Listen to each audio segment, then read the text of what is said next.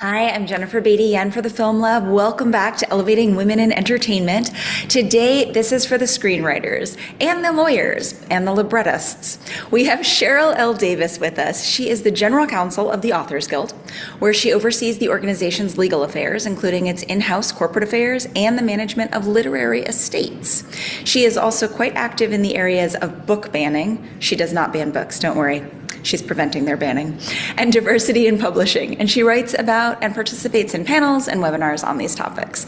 She received her AB from Princeton University and her JD from Columbia, total underachiever.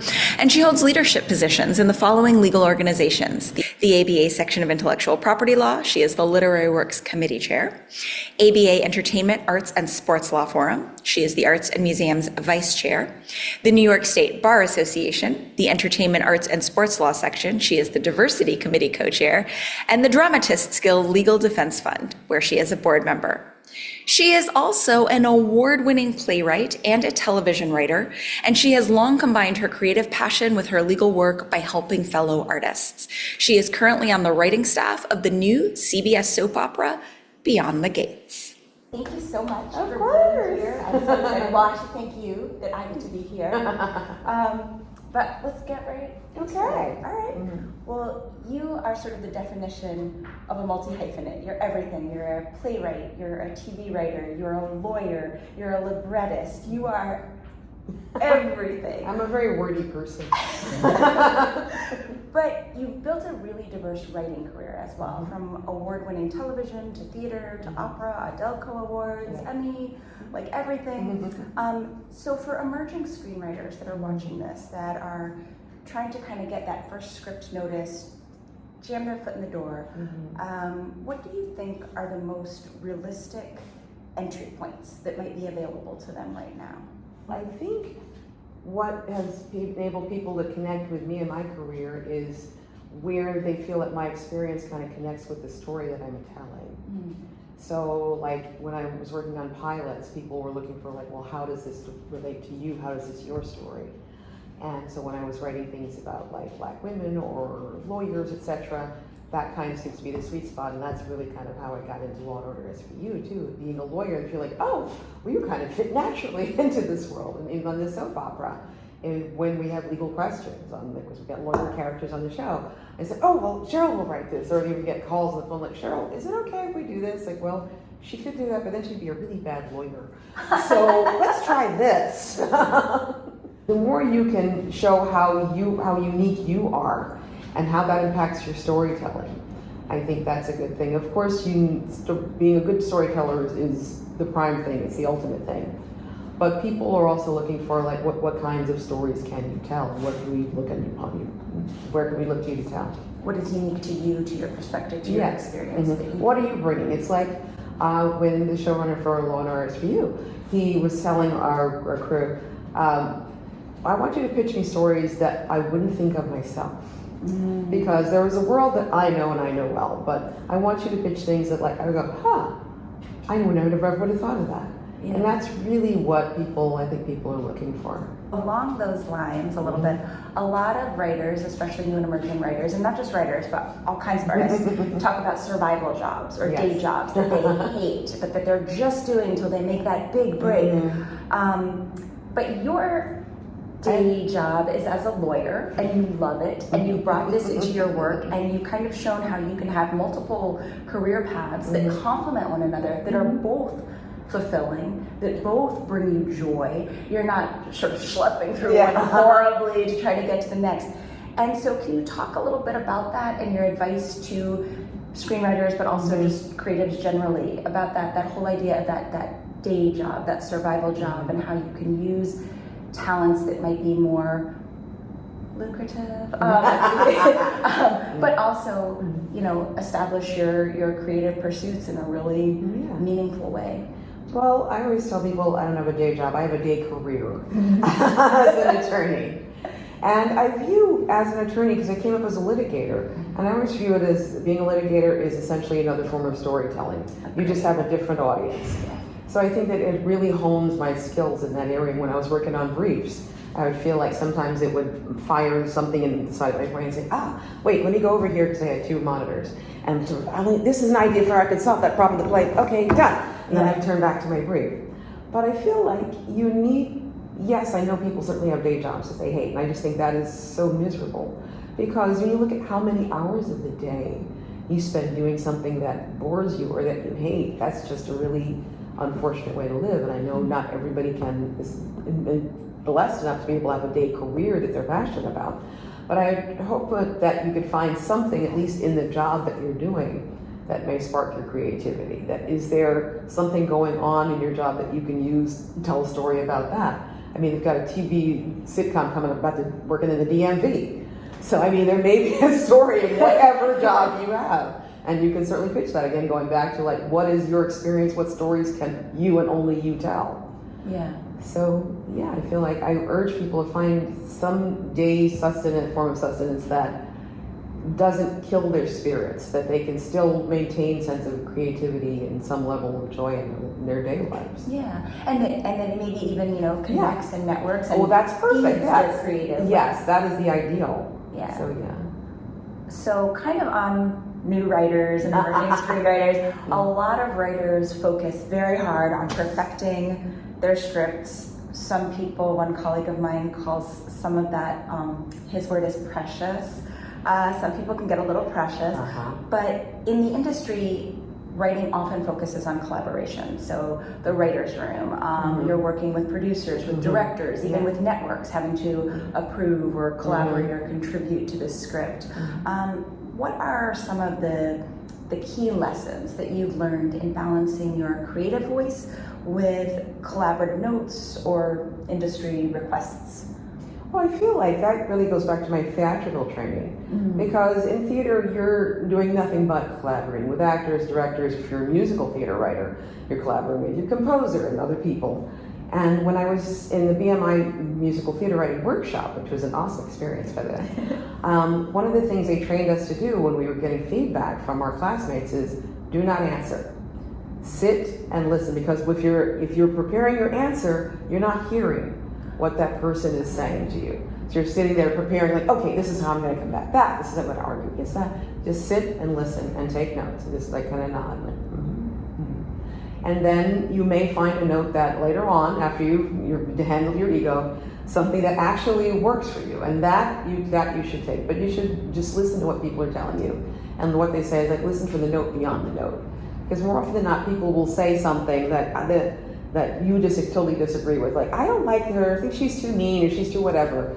And people say, of course not, you're totally wrong. But what's really going on is there's something that's kind of rubbing them the wrong way. So how do I figure out what to address what's rubbing them the wrong way? Their words for it may not be the right ones, but something happening here isn't working right. How do I smooth that out? And you got to try to figure that out. But I mean, also, you can't be precious when you're writing, definitely when you're writing on TV, because not only network notes, but you've got your showrunner, you get rewritten. And it's not a question of if your script is bad or your script is wrong, whatever. It's simply that the voice needs to be consistent in prime time. And in soap, it's a question of storytelling. You've got 5 writers working on a week, and if we have the same emotional beat with the same characters, you can't have that 5 days in a row. So we have got our story editor saying, okay, well, I'm going to change this moment in Cheryl's script. Got to change that in Lynn's script. Got to do that here. And then I look at it and say, oh, okay, cool. And say, oh, I hadn't thought of that. Really good job. But you need that kind of temperament. Yeah. Because if you're going to be precious about your script, you're going to have a hard time in TV. Unless you're already like Aaron Sorkin or auteur of that sort who can get away with, this is my voice and my vision and no one can change it. You're going to have that experience. And I think it's a question of, what kind of experience is it? If you feel like, is this a deal breaker for you? Like if you feel that, well, we've got this black woman character, we got to make her hair a white male. That's the only way this story is going to work. And if that may be your deal breaker, and say, no, if you're doing this, that I cannot sign on to that. But if it's more like, we think that, we don't like the relationship with a mother-in-law, can they like joke around instead of being mean to each other? It's like, but really the way I see the relationship with the mother-in-law, it is, it is this way. So that kind of thing, I think you're more likely to be able to say, well, okay, I can accept that. But I think it's really, what is it you're bumping up against and why? Is it something that is a deal breaker for you? And it's like, no, what you're doing is like wrong, and it's gonna kill not just my spirit, but the spirit of somebody in the audience who could be watching the story and think, I can't do that.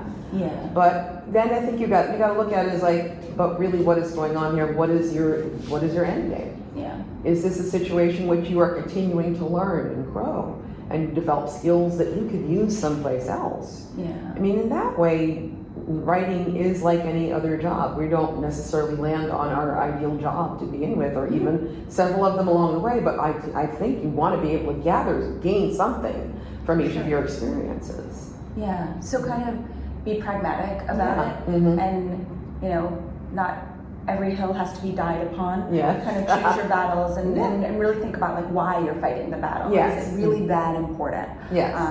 Yeah. And is it just a question of like, well, I don't like it because it wasn't my idea, and it's a question of ego, and then you're gonna have, that's a long standing, you're gonna have to deal with that as a writer, and we've all got egos. Yeah. And my personal attitude is like, I've developed this over time with collaborators, that they have an idea that even if I disagree with it, I will say, well, let's try it your way. Nice. And I don't tell them this, but I figure that if it works, then it's great for the project. If it doesn't work, then I was right in the first place. So there. Yeah. Moving, switching gears a little bit.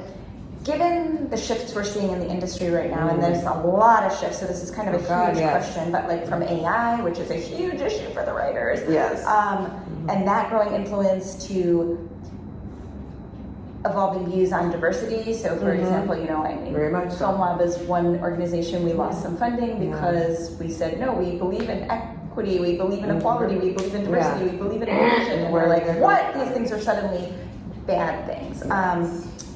And then obviously the changing formats for storytelling. So we're looking at these vertical dramas. We're looking at all kinds of different, and what they call it, 2-screen TV, whatever that's coming up now. Like, oh my God, all kinds. All this stuff is happening all at once. It's kind of crazy. Where do you see the most kind of exciting or promising spaces for new and emerging screenwriters? And what advice would you give them on navigating this kind of insane landscape? Have a little bit of insanity to you will be very helpful. But I think it's really because I feel like different stories are better in different formats. There are things that I think would be better, that even the same story that I'm telling myself. I'm writing one story in a musical format, but I'm also writing it in a TV script format. Because I feel like there's different ways to tell that story that in different formats.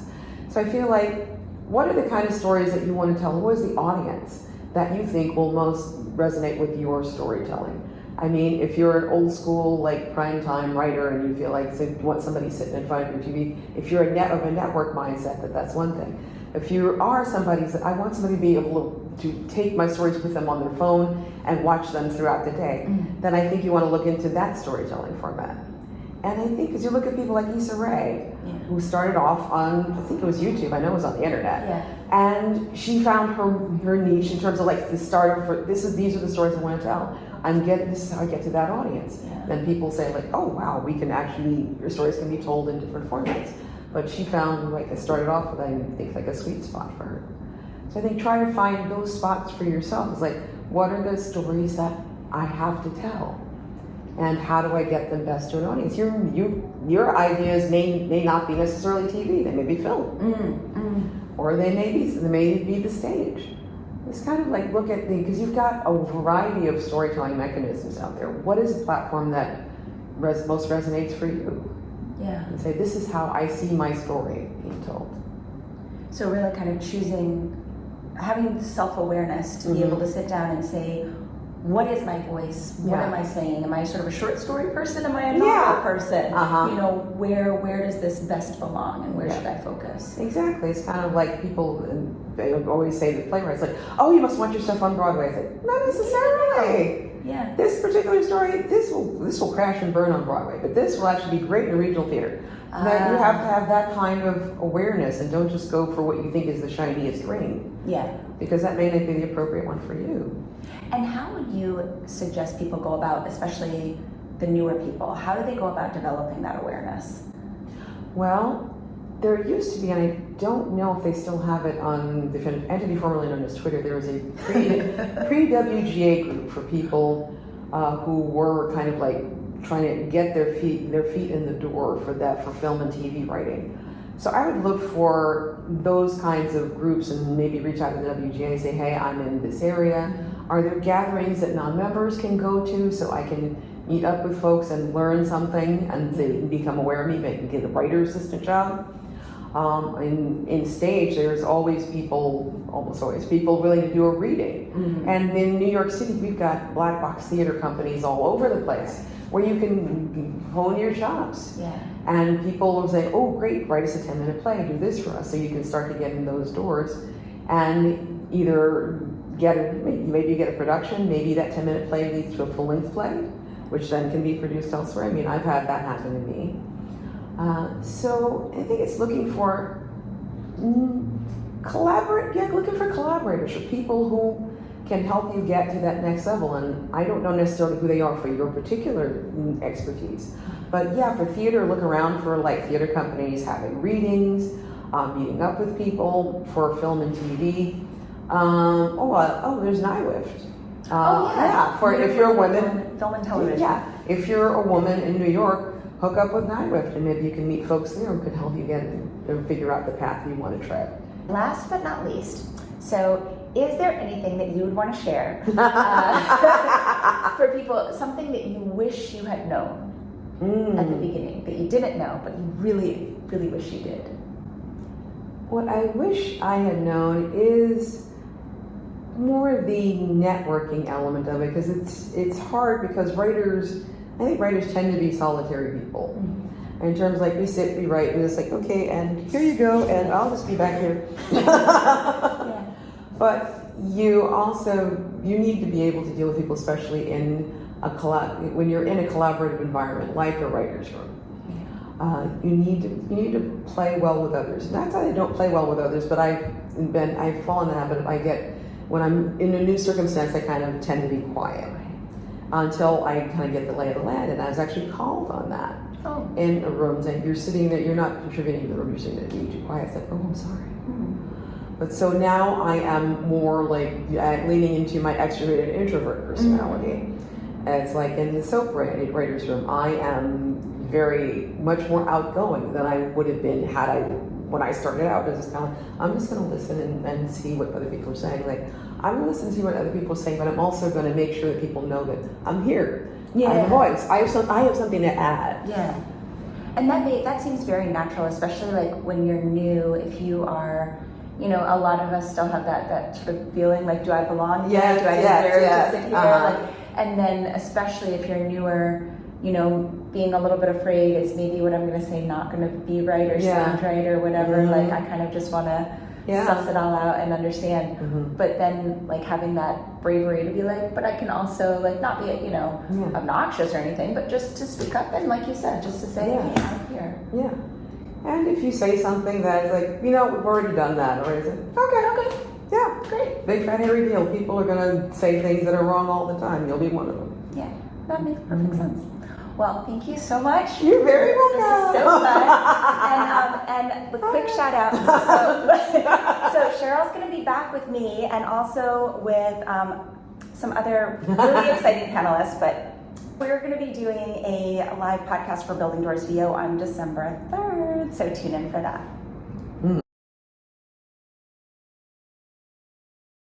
I feel like as a writer, what you need to learn to hear is the note behind the note. Because note givers aren't always so knowledgeable on how to fix the problem. They know there's a problem there. They know something's bothering them, but they don't know how to fix it, even though they think they do. So you need to hear the note behind the note and address the problem that they often can't even articulate themselves.